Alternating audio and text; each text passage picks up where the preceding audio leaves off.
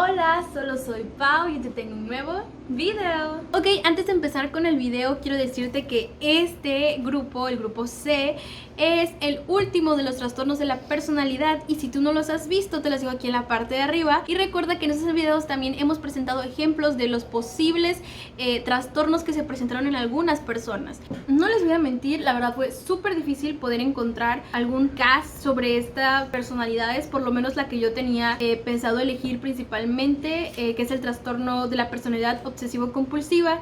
Me aparecían más bien casos con TOC. El TOC es trastorno obsesivo-compulsivo y este es trastorno de la personalidad obsesivo-compulsiva. Son muy diferentes, ya que justamente lo que es un TOC, que su idea principal es la obsesión en los pensamientos de realizar alguna acción, a diferencia de la personalidad, ya que esos son como que rasgos del carácter. Bueno, volviendo a lo principal de lo que yo les estaba hablando, la verdad se me hizo muy difícil poder encontrar algún caso que pudiera ser sencillo de explicar para que ustedes también pudieran entenderlo, porque hasta a mí se me dificultó mucho poder comprender exactamente cómo se presentaban los criterios diagnósticos en él, pero espero les guste. Y recuerden, posterior a él vamos a pasar con los últimos 3 trastornos de este grupo C. Así que pues a continuación les voy a leer el caso.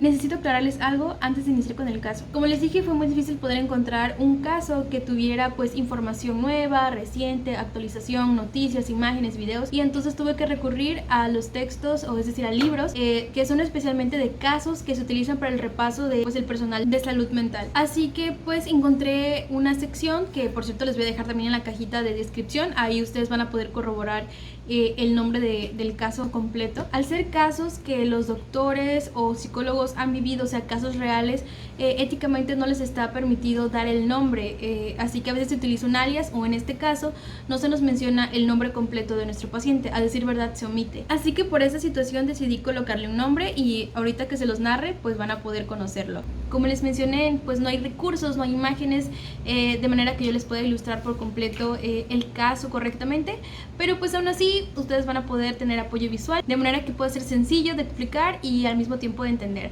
Así que ahora sí, comencemos con el caso y ya no los interrumpo. Para este caso le pondremos a nuestro paciente el nombre de Jorge. Jorge nació y creció en un pueblo de campo, y a los 5 años él perdió a su padre, quien murió en un accidente de autos. Después de la muerte de su padre, su mamá los logró sacar adelante trabajando de camarera en una confitería local. El paciente era hijo único y le había ido bien en la escuela, y nunca le había dado a su madre ningún tipo de problema, pero ella jamás se volvió a casar. Así que eso hizo que se volvieran muy unidos y él hacía todo lo posible para satisfacerla. Aún de niño solía entender que la vida no era fácil para ella y que ella era todo lo que él tenía. Se comportaba bien en la escuela y siempre hacía lo que las maestras le pedían. Todo el tiempo estaba dispuesto a aceptar las tareas adicionales que sus compañeros no querían realizar y aparentemente siempre estaba contento de complacer a los demás. A los 16 años quiso ser técnico en computación, pero eso significaba irse a una ciudad más de 1000 millas de su casa, y a su madre no le gustó la idea. Dejó la escuela y comenzó a trabajar en un supermercado. Jorge trató de hacer su trabajo lo mejor posible, siempre estuvo dispuesto a reemplazar a sus colegas y nunca se quejaba de tener que realizar horas extras. Se le consideraba un empleado confiable y varias veces se lo propuso para promoverlo para un ascenso, pero de alguna manera luego se lo dejaba de lado. Durante su adolescencia le hubiera gustado salir con sus amigos, pero comprendía su responsabilidad de pasar casi toda la tarde con su madre. Ella se sentía orgullosa diciéndole a sus vecinos que él era realmente bueno. A los 20 años tuvo la primer pelea con su madre. Ella estaba totalmente en desacuerdo con que saliera con una chica que a ella no le gustaba. Cuando su madre le dijo que tendría que irse de la casa si deseaba continuar viendo a esa chica, entró en pánico. Le rogó a su novia que tuviera paciencia y finalmente permitió que ella lo dejara por otro. Su madre aprobó a la segunda chica que él llevó a su casa y lo apuraba para que se casase con ella,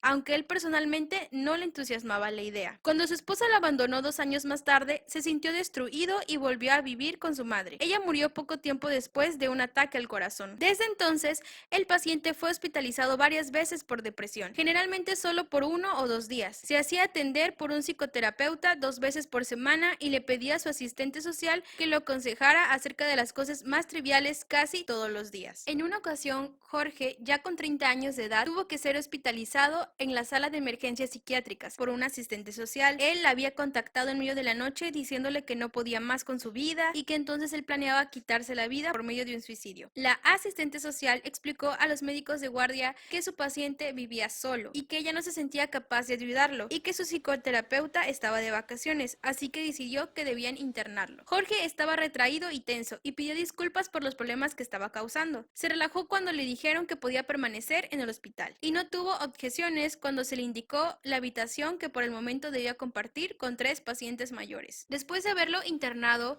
él confesó que había estado indeciso respecto a quedarse o irse a su casa y por eso pidió consejo. Jorge explicó que se había sentido con pánico la noche anterior y que había reaccionado mal, pero que ahora se sentía bien de nuevo. Él aseguró que su psicoterapeuta le había aconsejado que no buscara refugio en hospitales, pero su asistente social, por otro lado, le dijo que buscara un tratamiento real y que ahora se podía quedar un par de semanas e inclusive meses. Jorge sabía que no estaba deprimido ni ansioso y se veía cómodo durante toda la entrevista y hablaba de forma coherente. En la entrevista, Jorge declaró que le gusta estar rodeado de gente, que no le gusta estar solo y que en realidad se sentía perdido cuando lo estaba. Jorge aseguró que no tenía dificultad para relacionarse con otra gente y se sentía confortable con casi toda la gente. Jorge aseguró que había momentos en que él se sentía deprimido, pero que esos sentimientos iban después de un par de horas, especialmente cuando podía hablar con alguien. En el examen que le hicieron, no se encontraron síntomas evidentes de ansiedad característicos de una crisis de pánico, y su examen físico no reveló anormalidades. Posterior a todas las evaluaciones que le hicieron a Jorge, le dijeron que no era necesario que él se quedara en el hospital, pero si él necesitaba en algún momento ayuda, podía recurrir a su psicoterapeuta o a su asistente social, a lo que él aceptó yéndose a su casa. Durante las siguientes 2 semanas, llamó 2 veces para preguntar sobre cosas triviales y luego retomó sus sesiones con su psicoterapeuta. Y bueno, después de escuchar este caso, recuerden que todavía no les voy a dar el diagnóstico. Tal vez sea muy sencillo para ustedes poder encontrarlo después de leerles estos 3 trastornos que se vienen. Así que, pues sin más que añadir, comencemos con nuestro primer trastorno del grupo C. Ok, vamos a empezar con el trastorno de la personalidad evitativa. La principal característica de las personas que sufren un trastorno de la personalidad evitativa es que ellos tienen una extrema sensibilidad al rechazo, lo cual puede llevarles a ellos a tener una vida de aislamiento social. A pesar de ser tímidos, ellos no son asociales. Al contrario, ellos buscan compañía, pero para ello necesitan una garantía sólida de que van a ser aceptados sin ninguna crítica. Es por eso que es muy frecuente referirse a ellas como personas con complejos de inferioridad. Vamos a continuar con su epidemiología. El DSM-5 nos sugiere que existe una prevalencia del 2% al 3% en la población general. Y a lo que se refiere entre el sexo femenino y masculino, no se ha encontrado alguna información que nos diga en qué género puede ser más prevalente. Lo que sí se nos ha dicho es que los niños que son tímidos pueden tener mayor prevalencia a sufrir este trastorno de la personalidad evitativa cuando sean más adultos. Pasamos a la sección de diagnóstico.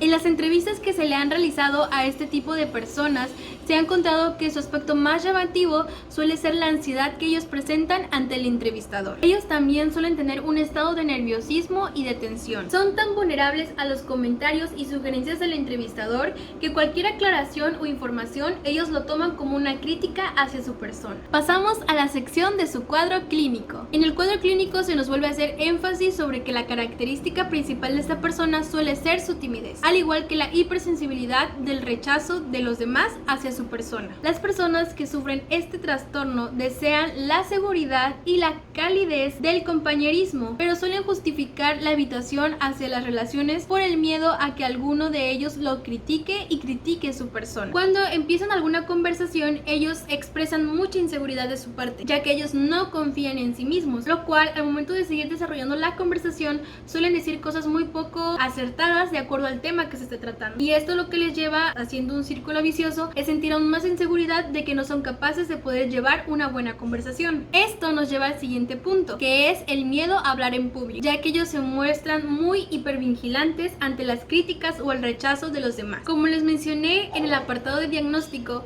estas personas suelen interpretar cualquier comentario como una crítica o una burla grotesca hacia su persona, y esto nos lleva al aislamiento que ellos poseen, ya que ellos al sentir o interpretar un rechazo de parte de las personas hacia él, él prefiere mejor estar aislado y no tener comunicación o contacto con él. Por eso es muy difícil encontrar alguna persona que padece ese trastorno en un puesto que quiera autoridad. Para finalizar con este apartado, también es necesario saber que estas personas son incapaces de poder iniciar alguna relación, ya que, como se nos ha mencionado anteriormente, él no va a poder dar el paso sin saber que no va a ser rechazado por la persona, o que por lo menos tenga algo sólido de que esa persona va a poder lidiar con él y no hacerle crítica ninguna. Pasamos a la última parte, que es la evolución y pronóstico. Este apartado nos menciona que las personas con el trastorno de la personalidad evitativa son capaces de funcionar en un ambiente protegido, es decir, ellos pueden llegar a casarse, a tener hijos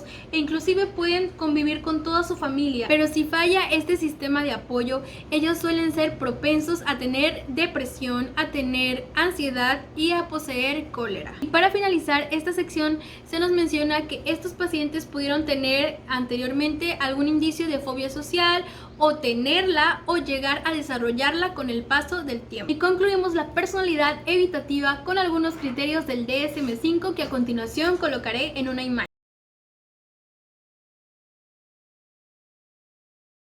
Continuamos con la personalidad dependiente. La principal característica de las personas que poseen un trastorno de la personalidad dependiente es que ellos suelen subordinar sus necesidades al criterio de los demás. Ellos poseen una poca confianza en sí mismos y, aunque parezca exagerado, ellos pueden sentirse incómodos cuando están un cierto tiempo que no sea breve solo. Continuamos con la epidemiología de este trastorno. Se nos dice que este trastorno es más frecuente en mujeres que en hombres. La prevalencia de este trastorno es de un 0.6%. En un estudio se nos dice que un 2.5% de los trastornos diagnosticados entraban en esta categoría. También se nos menciona que este trastorno es más común en niños menores que en niños mayores. Y también se nos dice que los niños que sufrieron de algún trastorno somático crónico pueden llegar a padecer este trastorno en una edad más avanzada. Pasamos a la sección de diagnóstico. En las entrevistas, los pacientes se muestran colaboradores,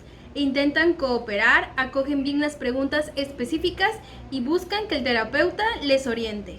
Ahora conoceremos el cuadro clínico de este trastorno. El trastorno de la personalidad dependiente se caracteriza por un patrón generalizado de conducta dependiente y sumisa. Estas personas son incapaces de tomar decisiones sin recabar un excesivo consejo y reafirmación por parte de los demás. Evitan los puestos de responsabilidad y responden con ansiedad a la petición de que asuman un rol de liderazgo. Prefieren la sumisión. Les resulta difícil perseverar en las tareas cuando son en interés propio, pero puede que les resulten más fáciles de realizar cuando las hacen para otros. A estas personas no les gusta estar solas, por lo que buscan a alguien del que puedan depender. Y por eso sus relaciones están distorsionadas, debido a su necesidad de permanecer unidos a la otra persona. Aquí se nos menciona un término muy importante. La verdad, espero estarlo pronunciando bien, cualquier cosa se los voy a escribir. Y se llama afolie à deux, que significa trastorno psicótico compartido. Por lo general, uno de los miembros de la pareja sufre un trastorno de la personalidad dependiente y el miembro sumiso se integra en el sistema delirante del más agresivo y asertivo, del cual depende. Si se dan cuenta, este término nos podría ayudar a poder entender cómo es que también se manejan los grupos criminales y las parejas que han realizado algún acto criminalístico. Por ejemplo, hay uno que es muy sonado, que es el de Barbie y Ken. Si ustedes quieren que yo hable sobre este tema, pues ustedes pueden dejarlo en la cajita de comentarios y también darle like a este video. Finalizando lo que es el cuadro clínico, también debemos tomar en cuenta que el pesimismo, la desconfianza de uno mismo, la pasividad y el miedo a expresar sentimientos agresivos o sexuales tipifican la conducta de la personalidad dependiente. Y esto nos lleva a considerar que la persona que padece un trastorno de la personalidad dependiente puede tolerar durante mucho tiempo un cónyuge maltratador, infiel o alcohólico, con tal de no alterar el vínculo. Para ir finalizando este trastorno, vamos a ver a continuación su evolución y pronóstico. Aunque se conoce muy poco sobre la evolución de ese trastorno, se sabe que en el ámbito laboral ellos pueden llegar a tener alguna alteración debido a que ellos necesitan la supervisión estricta de otra persona para poder llevar a cabo de una manera que ellos consideren correcta sus actividades. Sus relaciones sociales están limitadas a las personas de quienes dependen y muchos sufren maltrato psíquico o físico porque no son asertivos. Cuando pierden a la persona de la que dependen, existe el riesgo de que puedan caer en una depresión mayor, pero su pronóstico es bueno ya que se le puede dar tratamiento y él puede continuar adelante. Para finalizar con el trastorno de la personalidad dependiente, les dejaré en la siguiente imagen los criterios diagnósticos que debe cumplir una persona para poder diagnosticarla con un trastorno de la personalidad dependiente.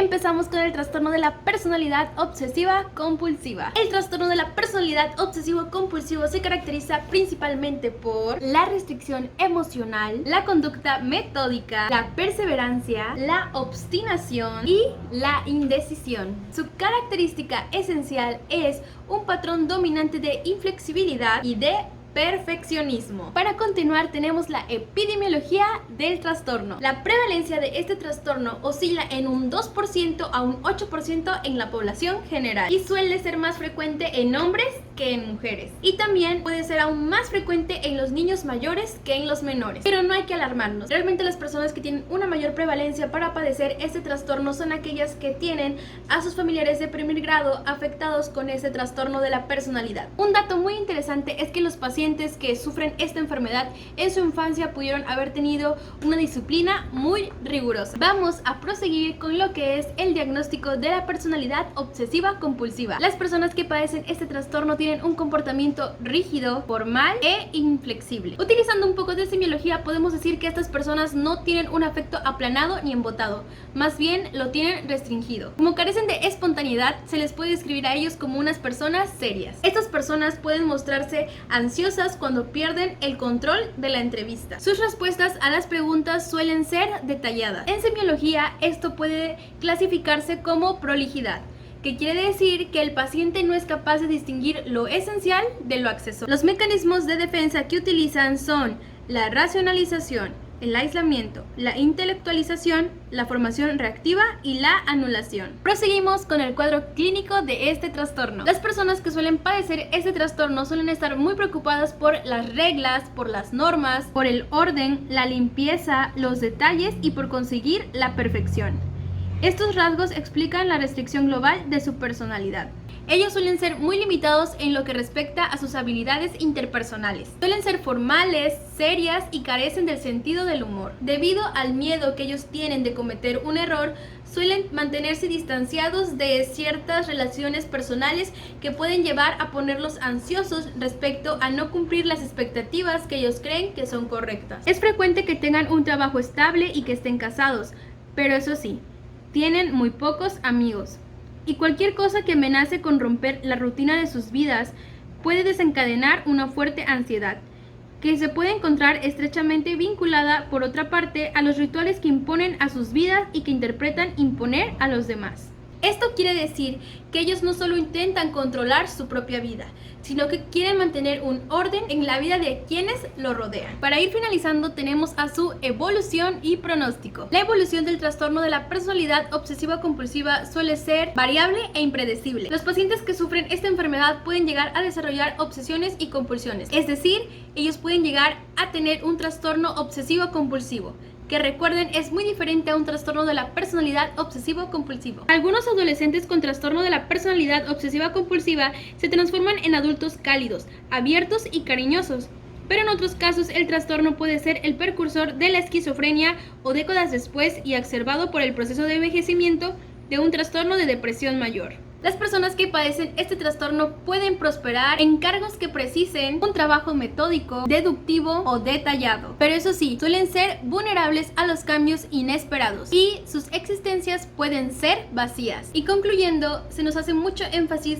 que el trastorno de depresión mayor puede ser más común en ellos cuando se da un inicio tardío. Para finalizar, les voy a compartir en la siguiente imagen los criterios diagnósticos de un trastorno de la personalidad obsesiva compulsiva.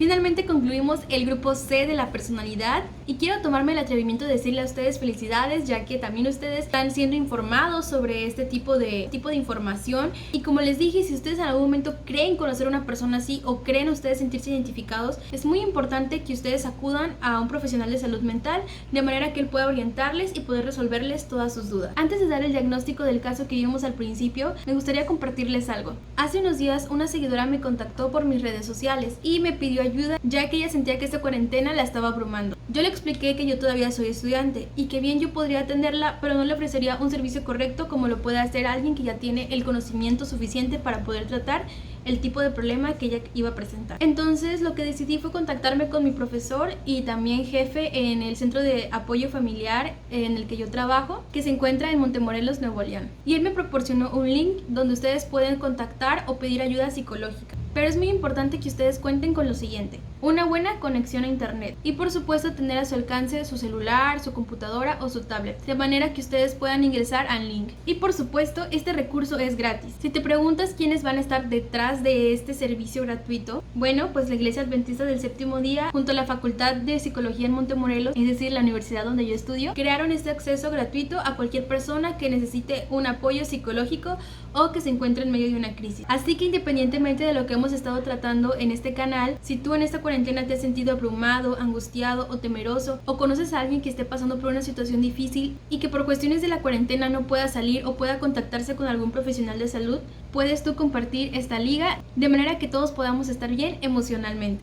Así que sin más que decir, vayamos al diagnóstico del caso. Si ustedes pensaron que Jorge tenía un trastorno de la personalidad dependiente, déjenme decirles que están en lo correcto. Así que felicidades si ustedes pensaron que ese era el diagnóstico correcto. En la historia de nuestro paciente pudimos observar que hubo cierta dependencia hacia los demás, y no en un sentido sano, sino en un sentido extremo, ya que él pedía consejo por cualquier cosa, inclusive la más pequeñita que se pudieran imaginar. Pudimos notar esa dependencia desde que él era un pequeño, y podríamos tal vez justificarlo debido a la muerte de su padre, pero esto no solo se mantuvo en su niñez, sino que como pudimos ver se mantuvo a lo largo de su vida ya adulta. Y como mencionamos en las características principales de las personas que sufren este trastorno, Jorge mencionó sentirse muy abrumado cuando se encontraba solo. A él le gustaba estar rodeado de gente. Otra cosa que también cumplió según en la sección de diagnóstico que nos menciona el Sinopsis de Psiquiatría es que justamente al momento de realizarle una serie de preguntas, es decir, una entrevista, Jorge cooperaba amablemente. A él le gustaba poder dar detalles sobre lo que él estaba pasando y le gustaba poder colaborar con su terapeuta. Si se dan cuenta, el patrón de conducta de Jorge era dependiente y sumisa. Eso también se pudo notar en su infancia. Cuando asistía a clases, él nunca ponía oposición a ninguna sugerencia que la maestra le decía. Y ya en su adolescencia, cuando él quiso salir de su ciudad para poder estudiar otra cosa, a su madre no le gustó la idea y a él tampoco, por lo cual decidió quedarse en casa. Y otro punto más a resaltar sobre Jorge es que, si recuerdan, en la sección de evolución y pronóstico se nos menciona que cuando la persona que padece el trastorno pierde a la persona del cual depende, puede tener el riesgo de caer en depresión mayor. Y eso fue justamente lo que pasó con Jorge y lo que lo llevó a ser internado. Algo que creo que fue muy notorio en él es que tenía esa necesidad de poder consultar, de poder recibir consejo por cosas mínimas. Y si ustedes leyeron los criterios del DSM-5 que les coloqué en una imagen, se nos menciona que puede llegar a grandes extremos para obtener cuidados y apoyo, al punto de ofrecerse para hacer cosas desagradables. Yo creo que aquí podemos tomar como ejemplo la forma en la que él se ofrecía para trabajar. Es decir, obviamente no era algo tan desagradable, pero por eso existen las horas laborales. De cierto tiempo tú ya tienes calculado lo que tú vas a hacer, pero él, al padecer ese trastorno, le era muy difícil decir no. Y no digo que sea malo ser servicial, pero yo creo que también todos como seres humanos en algún momento nos llegamos a cansar, llegamos a estar exhaustos, y a veces uno quiere hacer horas extras pues para juntar un poco más de dinero o porque surge alguna necesidad en nuestra familia. Pero yo creo que el problema principal con Jorge es que él no sabía decir no. Todo lo que lo decían era todo lo que hacía. Eso explica pues la conducta de patrón sumisa y dependiente. Y bueno, tampoco olvidemos la intervención de su madre al momento de que él elegía sus parejas. Creo que ese es un punto también muy importante, ya que él, por el mismo hecho de complacer a su madre, por el mismo hecho de ser dependiente de ella, decidió dejar a una chica y casarse con otra de una manera apresurada. Y tan pronto esta chica lo dejó, él también entró como un estado de depresión, un estado intranquilo, un estado triste, y por eso tuvo que ir con su madre. Y como mencionamos anteriormente, al momento de que ella falleció, él entró en un estado completo de depresión. Y bueno, esto ha sido todo. Si se dieron cuenta, poder resolver bien lo que fue el caso que leímos al principio de este video. Fue muy entretenido ver que algunas cositas pudieron ser más sencillas de poder resolver y otras como que se vieron encubiertas, pero creo que fue de gran utilidad para ustedes y para mí poder repasar cómo es que estos criterios se pueden cumplir en distintos casos. Estoy muy emocionada porque en mi Studygram yo realicé una encuesta y terminó ganando los trastornos alimenticios para poder continuar con esta sección de los miércoles. Si tú no sigues mi Studygram, te lo dejo en la parte de abajo en la cajita de descripción. Y también te lo dejo aquí al lado para que tú puedas ver cómo encontrarme en Instagram. Recuerda que todos los miércoles tenemos videos de trastornos y casos, y por supuesto los domingos tenemos videos sobre apuntes, tutoriales, que ya muy pronto estoy empezando a rellenar correctamente esta sección. De verdad espero que el próximo miércoles ustedes también puedan estar aquí porque les tengo una sorpresa. Estoy muy contenta de poder compartirles todo lo que he estado aprendiendo a lo largo de mi carrera y espero pronto seguir subiendo y pues surtiéndome de nueva información, de manera que ustedes también puedan ser partícipes de mi crecimiento. Recuerda que me ayudas mucho suscribiéndote a mi canal, compartiendo el contenido y por supuesto también regalándome un like. Por si no te habías dado cuenta, creé dos listas de reproducción. De este lado están los apuntes de Pau y de este lado los trastornos y casos. Y por supuesto suscríbete, yo estaré muy contenta de seguirte viendo por acá. Solo soy Pau y nos vemos en un nuevo video.